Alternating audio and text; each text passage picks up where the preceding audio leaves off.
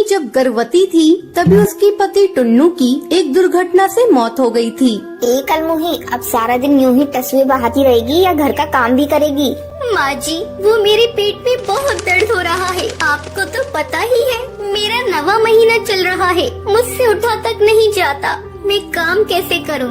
आए हाय, एक तो मेरे भाई को खा गई, अब महारानी आराम फरमाने के बहाने ढूंढ रही है। चुपचाप खड़ी हो और खाना बना जाकर। टूनी बेचारी दर्द से बेहाल उठती है और दूसरी दाल में बने किचन में जा ही रही होती है। तभी उसको चक्कर आ जाते हैं और वो नीचे गिर जाती है। टूनी के गिर जाने से उसके सर से काफी खून बहने लगता है। तभी आवाज सुनकर बबली और लूसी वहाँ आती है। अरे माँ, ये क्या हो गया? अरे गिरी कैसे है ये छोड़, ये सोच इससे छुटकारा कैसे पाएं। अगर आसपास पड़ोस में से किसी ने इस हालत में देखा तो हम पर ही इल्जाम आ जाएगा। चल थोड़ी देर इसे ऐसे ही पड़े रहने देते हैं, फिर ले जाएंगे हॉस्पिटल। तब तक हमें इसे हमेशा के लिए छुटकारा मिल जाएगा। कुछ समय बाद टूनी हॉस्पिटल में आ जाती है। तभी डॉक्टर बुलबुल बबली से कहती है, हम आपकी बहू को तो बचा नहीं पाए, लेकिन उन्होंने एक बेटी को जन्म दिया है। अरे माँ, ये तो सोने पर सुहागा हो गया। बिना कुछ करे धरे ही उस चुड़ैल से छुटकारा मिल गया। हाँ बात तो तू ठीक कह रही है, लेकिन इसकी बेटी का क्या करें? खुद चैन की सांस लेकर मर गई और इसे हमारे मत्थे छोड़ गई। अब बबली और लूसी उस बच्ची को घर लाकर अकेले कमरे में छोड़कर चले जाते हैं और बेचारी बच्ची भूख के मारे रो रही होती है। वही टूनी मर चुकी थी, लेकिन टूनी की आत्मा मंदिर में जाती है और भगवान से कहती है,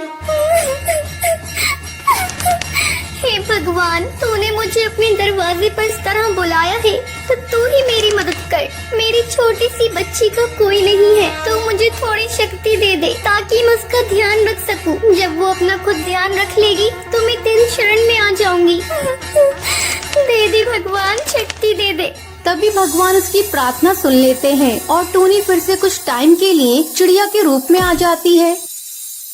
वहीं लूसी बबली से कहती है, माँ, इसकी रोने की आवाज ने तो मुझे परेशान करके रख दिया है। आप कहीं छोड़कर आ जाइए। तभी बबली उस बच्ची को जंगल में एक नदी किनारे छोड़ देती है और वहाँ से चली जाती है। तभी वहाँ से एक सांप जा रहा होता है। टूनी चिड़िया आकर उस बच्ची को बचा लेती है। टूनी उसे गोद में लेकर बहुत खुश होती है और भगवान से कहती है, धन्यवाद भगवान जी, धन्यवाद। जिसका कोई नहीं होता उसका भगवान होता है।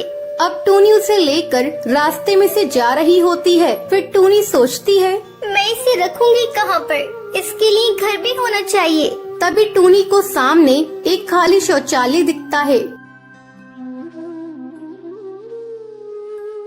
टूनी शौचालय को अच्छे से साफ करती है और वहीं पर ही अपनी बच्ची के साथ रहती है। भगवान, आपने मुझे शक्ति तो दी है, लेकिन मैं इसका अपने लिए फायदा नहीं उठाऊंगी। मैं खुद मेहनत मजदूरी करके अपनी बच्ची को पालूंगी। अब टूनी चिड़िया एक बरगद के पेड़ पे बने घर में जाती है। वहाँ जाकर टूनी उन आंटी से कहती है, मैम साहब, मुझे काम की बहुत जरूरत है। वैसे तुम क्या काम कर सकती हो? और तुम्हारी तो इतनी छोटी बच्ची है। मैम साहब, मुझे काम की बहुत जरूरत है। अगर मैं काम नहीं करूंगी तो मेरी बच्ची भूखी मर जाएगी। मेरे अलावा उसका कोई नहीं है। जंगल में फसल भी इस बार नहीं हुई है। अब उस मैडम को टूनी की बातें सुनकर तरस आ जाता है। ठीक है ठीक है, अब रोना बंद करो। अब ये बताओ तुम क्या कर सकती हो? जो आप कहें वो मैं करूंगी। मैं घर की साफ सफाई के अलावा जंगल से सूखी लकड़ियाँ भी चुनकर ले आऊंगी। तभी टूनी चिड़िया जल्दी से उसके घर का सारा काम कर देती है। टूनी चिड़िया की मैडम काम को देखकर बहुत खुश होती है और उससे कहती है,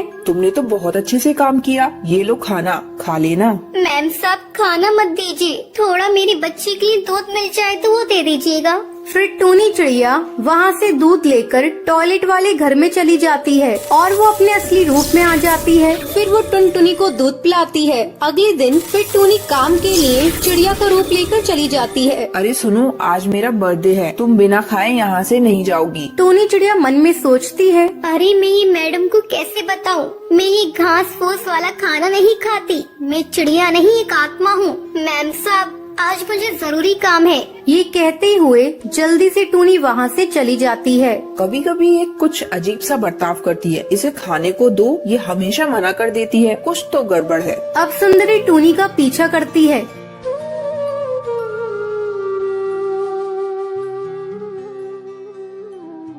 ये कौन सी जगह रहती है? यहाँ से तो कितनी गंदी स्मेल आ रही है। तभी सुंदरी टूनी को असली रूप में देख लेती है और उससे कहती है, तुमने मुझसे झूठ कहा था और मुझे इतने दिन से धोखा दे रही थी। तभी टूनी चिड़िया उसे शुरू से लेकर आखिर तक सारी कहानी बताती है। सुंदरी कहती है, तुम सच्ची हो टूनी, इसलिए भगवान तुम्हारे साथ है और अब तुम चिंता मत करो। मेरे पास एक और घर है, तुम वहाँ रह सकती हो और जब टुनटुनी बड़ी हो जाए तो तुम्हारे बाद मैं उसका ध्यान रखूंगी, ठीक है? शुक्रिया मैम साहब, बहुत बहुत शुक्रिया। ऐसे ही कुछ साल गुजर जाते हैं। टुनटुनी बड़ी हो गई थी और टूनी उसे छोड़कर स्वर्गवास हो गई थी। तभी टुनटुनी को सारी बात बताती है और टुनटुनी टूनी का फोटो देखकर कहती है, शुक्रिया माँ, आपका बहुत शुक्रिया। तो